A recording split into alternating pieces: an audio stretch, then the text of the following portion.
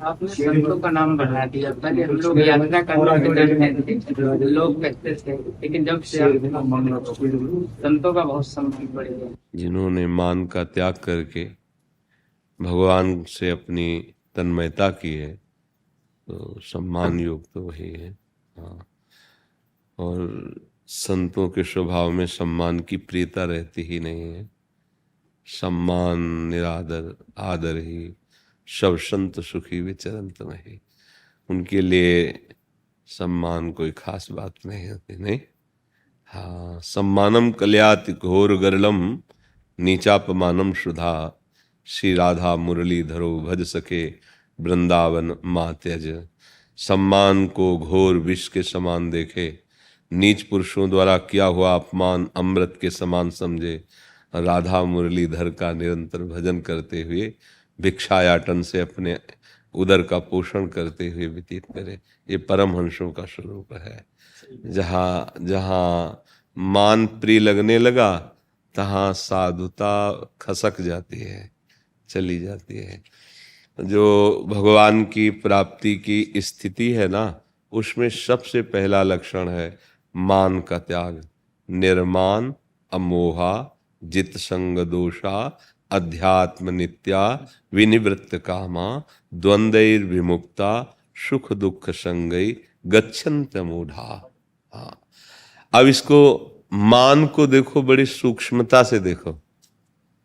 बड़ा सूक्ष्म विषय है कि हमें आसन दिया जाए तो हम आसन का त्याग कर देंगे, जमीन पे बैठेंगे।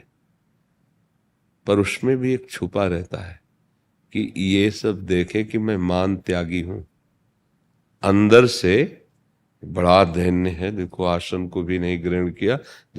अगर मान प्रिय है तो बड़े से बड़े मान का त्याग किया जाता है मान की पुष्टता के लिए। ये बड़ा सूक्ष्म विषय है, समझ रहे? ये जो मान है ये हृदय का बड़ा सूक्ष्म विषय होता है। बड़े बड़े मान पत्र और बड़े बड़े माननीय सिंहासनों का भी त्याग करके जमीन में बैठा जाता है मान की ही पुष्टता के लिए। अगर मान का भाव नष्ट है तो चाहे चक्रवर्ती सिंहासन पर उसे बैठा दिया जाए या धूल दूसरी फुटपाथ में बैठा, उसको कोई फर्क नहीं पड़ता। दोनों स्थितियों में वो महान अपने स्वरूप में स्थित रहता है। अमोहा, ना अपने शरीर से मोह और न किसी भी शरीर से मोह। साधु का व्यवहार सरस होता है पर हृदय बहुत, हाँ, व्यवहार उसका सरस होगा पर हृदय जो उसका होगा, जैसे लोक में कहा जाता है कि व्यवहार बड़ा कठोर होता है पर हृदय सरस होता है। नहीं, अभी समझ नहीं पाए। साधु का जो निरपेक्ष होता है, जो किसी की अपेक्षा नहीं है, निष्प्रिय होता है, तो वो बाहर से तो व्यवहार ऐसा, लेकिन अंदर से अपने आप में एकदम कूटस्थ है, असंग है। कोई भी रंग उसके हृदय में स्पर्श नहीं कर सकता। बाहर से व्यवहार में ऐसा लगेगा कि स्वामी जी हमको सबसे ज्यादा प्यार करते हैं। हाँ, से पूज्य श्री प्रभुदत्त ब्रह्मचारी जी महाराज जी, श्री जगत गुरु शंकराचार्य महाराज जी के शिष्य हैं। अलोपी बाग हमारा आश्रम है जी, हमारे के ब्रह्मचारी हैं। लेकिन आपने जिनका नाम लिया महाराज जी, वो बड़े अच्छे संत थे। आप जानते हैं नंग बुधाश्रम स्वामी जी का? नहीं महाराज, जानते नहीं, लेकिन सुना है हमने। हाँ, बहुत दिव्य, मैं नहीं जानता। हाँ, बहुत सुना है महाराज। हाँ, बहुत। जब गंगा किनारे भ्रमण कर रहे थे, बड़ी अद्भुत स्थिति उन महापुरुष की। जिस दिन से गुरुजी ने उनको संन्यास दिया था, उनका यह था कि चित्रकूट में रामलीला हो रही थी। तो वो बालक ही थे, तो रामलीला में जब देखा कि भगवान को 14 वर्ष का वनवास, भगवान ने राजकीय पोशाक उतार दी और वनवासी विशेष उदासी स्वरूप धारण किया, वो रो पड़े। वो बोले जब हमारे राम जी वन को जा रहे हैं तब हम घर नहीं जाएंगे, और वहीं से भाग पड़े। तो जब अशनी का आश्रम है गंगा किनारे, तो वहाँ स्वामी शंकरानंद जी महाराज बड़े ही अवधूत कोटि के महापुरुष थे। पहले प्रायः सब संत जो है ना सिद्धांत से चलते थे तो सिद्धावस्था को प्राप्त हो जाते थे। अब हम लोग क्या है कि बैलेंस बना के चलते हैं, विषय भी सेवन होता रहे और साधुता भी चलती है, तो ये मार्ग बैलेंस वाला तो है नहीं। तो स्वामी जी महाराज के पास हो गए, बच्चे थे, रो पड़े। और कहा स्वामी जी, राम जी वनवास को गए, अब मैं आजीवन घर नहीं जाऊंगा और संन्यास लेना चाहता हूं। तो अधिकारी थे, दृष्टि में ही आए, तो उनका बहुत सुंदर बात है। फिर उनका संन्यास तय हुआ। तो गंगा के किनारे संन्यास, गंगा जी में संन्यास बड़ा करुण प्रसंग होता है उस समय। दिगंबर करके सब कपड़े हटा के गंगा जी ऐसे वो तो जान। तो फिर जब मंत्र आदि हो गया तो आपस में लंगोटी दी पहन। बोले नहीं महाराज जी, अब एक बार उतार दिया आप नहीं। तो बोले ठीक है चलो आश्रम। बोले नहीं महाराज, यहीं संन्यास दिया, आजीवन यहीं व्यतीत करूंगा। बोले देख लो। बोले आशीष आपका। आजीवन महाराज वहीं व्यतीत कि जैसे गंगा बढ़ती वैसे ऊपर और घटती नीचे, दिगंबर पूरा शरीर। जो वहां आ गया प्रारब्ध साथ पा लिया। स्वामी धर्म सम्राट करपात्री जी आज सब जाते थे, साष्टांग दंडवत करते थे। भैया अमोहा, मोह रहित हो जाना। बहुत कच्चाई है अपने में, अपने शरीर से मोह है, अपनी वासनाओं से मोह है, अपने शिष्यों से मोह है, अपने संबंधियों से मोह है। साधु का व्यवहार सम होता है, प्रिय होता है, पर वो हृदय से कूटस्थ होता है, निरपेक्ष होता है। अगर हृदय का कमजोर है तो फांस लिया जाएगा। दया बिना साधु कसाई, दया करी तो आफत आई है रे। दया करी तो आफत, दया बिना साधु कसाई और दया करी तो आफत आई, मतलब ऐसे बच के खेलना है। निर्माण मोहा जित संग दोषा। साधु का जो स्वभाव होता है वो निर्लेप होता है, इसलिए कोई भी उसके आसपास विषय से एकत्रित हो, उसके वो हृदय में हलचल नहीं होगी, चाहे प्रतिकूल हो विषय या अनुकूल। प्रतिकूल विषय भी हो तो हलचल नहीं होगी। एक बार पूज्यपाद सिउड़िया बाबा जी महाराज को आगरा में किसी ने बुलाया, भक्तजन बुलाते हैं। अब बाबा के पास पता तो था नहीं, आगरा पहुंच गए। और वहां जहाँ कोल्ड स्टोर था आलू का, वहां खड़े होकर इंतजार किया कि वो जो अब वो लिखा पड़ी हुई सब तो थी नहीं बाबा के पास। तो फिर उसने कहा यहीं आसन लगा लो। तो ठीक लगा लिया आसन। तो सड़ी आलू जो थी ना, जो बाहर फेंकी गई थी, भारी दुर्गंध, और वही आसन। अब घंटा 2 घंटा में पता लगाते हुए वो लोग आए। तो प्रणाम नमस्कार, उनका साधु का एक बार आसन जहाँ लग गया, अब उठेगा तो आगरे में नहीं लगेगा। हाँ, अब रात्रि तो यही व्यतीत होगी। प्रतिकूल एकदम दुर्गंध युक्त, लेकिन विचलित नहीं होना, बस यही जित संग दोषा कि अब परिस्थिति बहुत गड़बड़ है। सामने चाहे जितना सुंदर उसके भोग विलास एकत्रित कर दिए जाएं, उसके मन में स्फुरण नहीं होगा।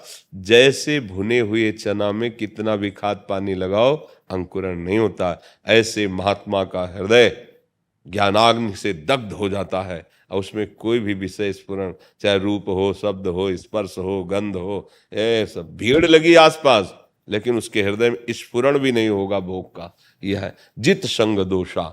और अध्यात्म नित्या, क्योंकि वो नित्य अपने आत्म स्वरूप में स्थित रहता है। इसीलिए विनवृत्त कामा, कोई भी कामना उस महात्मा के हृदय में नहीं होती। देखो बहुत सावधान है ना भगवत प्राप्ति के लिए। यदि हम चले हैं आत्मबोध के लिए, तो ये चीज़ें भी सुधारनी पड़ेंगी कि हमको अर्थ चाहिए, इसलिए हमको अर्थ चाहिए, भंडारा कराना है, हमको अर्थ चाहिए, ये कर। देखो भंडारा अगर होना है ना, तो तुम जहाँ बैठ जाओगे वहीं सब कुछ लुट जाएगा आके। वहीं ऐश्वर्य भाई वो तुम्हारे चरण चूमेगा। तुम सत्यता पे तो चलो, सत्यता पे चलो, वहीं सब कुछ वही वो चरण चूमने लगे। एक हमारे महापुरुष हुए परशुराम देवाचार्य जी, तो उन्होंने गेट में लिखवा रखा था, माया सगी न तन सगा, सगा नए संसार, परशुराम ये कह गए सगा सुसिरजन हार।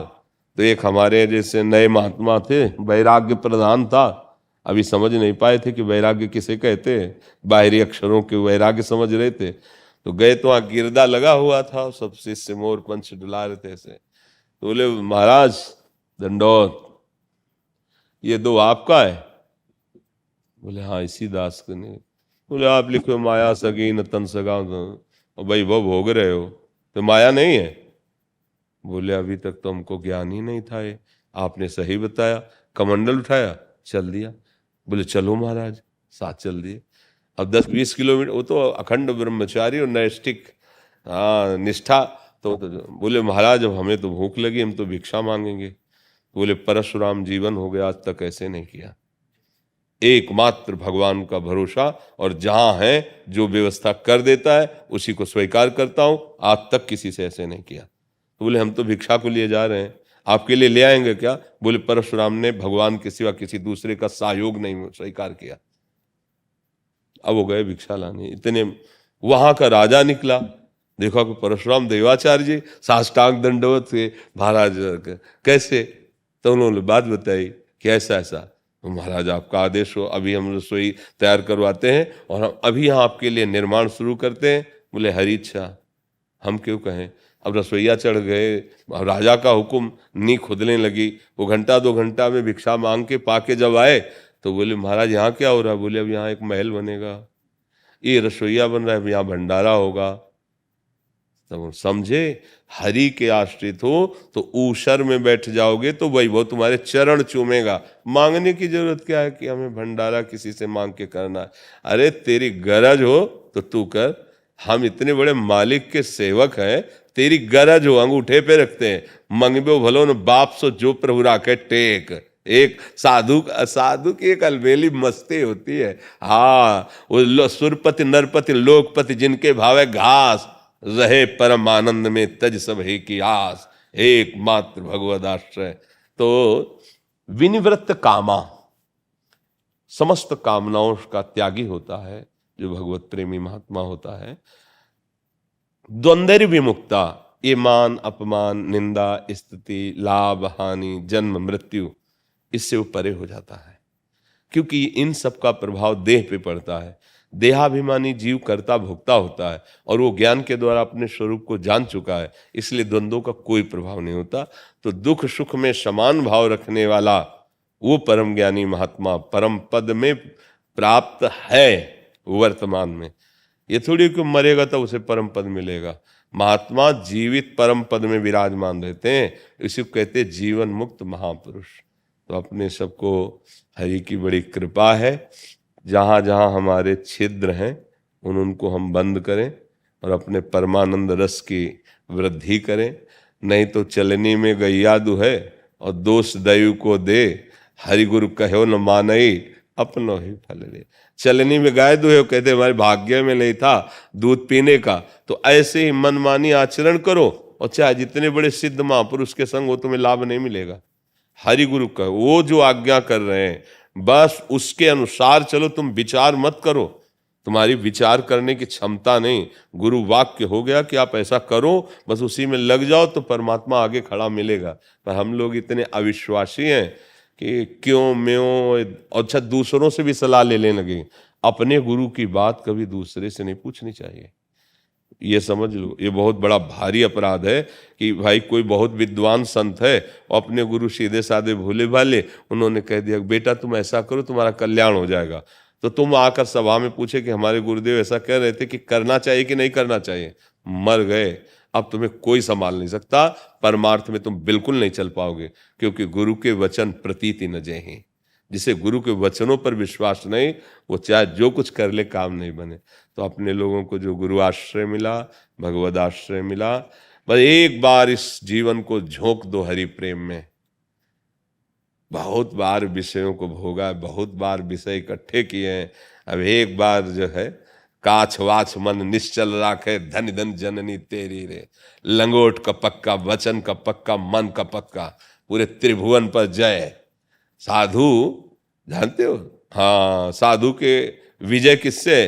काछ वाच मन निश्चल राखे, धनी धन जननी तेरी रे। नरसिंह जी का पद है, वैष्णव जन ते कहिए जे पीर प्राय। जिसका लंगोट पक्का आजीवन, जब हमने गृहस्थ नहीं स्वीकार किया तो आंख नहीं मोड़ेंगे उधर। बस मतलब निष्ठा होनी चाहिए, फिसलना नहीं है, फिसलना नहीं। काछ वाच मन निश्चल राखे, धन धन जननी तेरे। मन से प्रभु का चिंतन, वाणी से प्रभु की लीला गायन, और जितेंद्री विश्व को परास्त कर देगा, कोई जोड़ नहीं उसका रहेगा। बहुत भारी वस्तु है रसेंद्री और जनेंद्री पर शासन कर लेना, इसे को धृति कहते हैं। हम लोग चूक जाते हैं, जहाँ ये ढीली पड़ी तहाँ दूसरी ढीली हुई, और दूसरी ढीली हुई तो परमार्थ का प्रतीक नहीं रह गया, नाटक भर परमार्थ का रह जाता है। असलियत में नहीं रह जाता है। इसलिए हम सब भगवान के चिंतन में मगन रहे। हम अंतर गिरनार से आए हैं भगवान, गिरनार से हाँ। भगवान का दर्शन कर। ले ये बड़ी सब कर- हमारे लिए नहीं है। हाँ बिल्कुल बिल्कुल, ये भगवान को, इनका दर्शन, भगवान को नहीं देखा है। बहुत सुंदर। ये भगवान है हमारे, उसका स्वाद चल रहा है ना। सूर्य चंद्र, समझ रहे हो ना आप? भगवान सूर्य चंद्र सूक्ष्म चित्रिणी वज्रा ब्रह्म नारी और सहस्त्र, बिल्कुल उनकी बात में वो बोल रहे थे कि मैं बड़े आसन पर नहीं बैठा, मैं इनकी श्वास को देख रहा था कि क्या बोल रहे, इसलिए मैं इस पर बैठा। जी, जी, बड़े कृपा। फूल की माला की जरूरत नहीं है, मान का सम्मान का नहीं है भाई, किसी का भी नहीं होता है बेटा। जी, हम गिरनार से उसका वीडियो देख के कि कोई संत सतगुरु और ईश्वर जगत से न्यारा है। भगवान ने बोला ना, सब त्याग, लंगोट का पक्का होना चाहिए, मन का चच्चा होना चाहिए और गुरु शब्द होना चाहिए। हम भी शस्त्र लेके घूमते हैं, ये भगवान ने शब्द सब हमको सुना। हम इसका दर्शन के लिए आए हैं। उनको जे किया है ना, देखो कहाँ गिरनार है, जुना अखेड़ा, सिर्फ पंचनाम 10 नाम जुने अखेड़े में।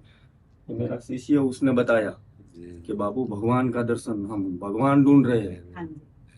हमें तो भगवान इन सब में देखा है, जी, जी, मंदिर में ऐसे ऐसे भाई नहीं देखा। जी, जी, वो बोलते हैं ब्रह्मा जी ऐसा है, शंकर ऐसा है, नारायण ऐसा है, उनके आगे क्या है ये किसी को नहीं। जी, जी, जी। हाँ, मतलब कहने का मतलब है ये एक रास्ता है, लेकिन ये सब बातें लोगों की मगज में फिट हो जाती है, उससे आगे नहीं जा पाती। आगे नहीं जा सकते कोई।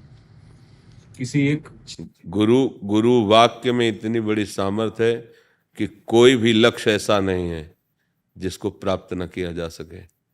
गुरु वाक्य ही, और सही पूछो तो गुरु से बढ़कर कोई तत्व नहीं है और कोई लक्ष्य नहीं है और कोई वस्तु नहीं है। अगर अपने गुरु में आसक्त हो गया, उनकी वाक्य में, तो सब कुछ प्राप्त हो गया। ये सार बात इसे कहते हैं कि जो यहाँ की बात है ना, सब समझ गए हम, सब वो सब समझ गए। जी, आप पधारो भगवान, ત્યાં ગિરનાર પધારો, એને બધાને લઈને પૂરી વ્યવસ્થા થઈ જશે। એક ખરું ગિરનાર પધારો। आप तो सब कुछ कर सकते हो, कितनी भी ठीक कर सकते हो, सब कुछ कर सकते हो। जी, पर इससे होगा क्या? नाशवान शरीर है, आज नहीं तो कल जाएगा ही। हाँ, वो तो कपड़ा तो बदलना ही। हाँ, तो इसलिए इस पर क्यों खर्चा करे? ब्रह्मास्त्र का प्रयोग मच्छर मारने के लिए क्यों करे? नहीं आप भगवान, गुरुजन ही संभालते हैं। अरे नहीं, अरे हम सब बच्चे ही। अरे नहीं भगवान, आप बच्चे, बच्चे तो हम हैं आपको मिलने के लिए। अरे भगवान, देखो हमारा दुना खड़ा से अस्त्र और शस्त्र दोनों ही साथ में लेके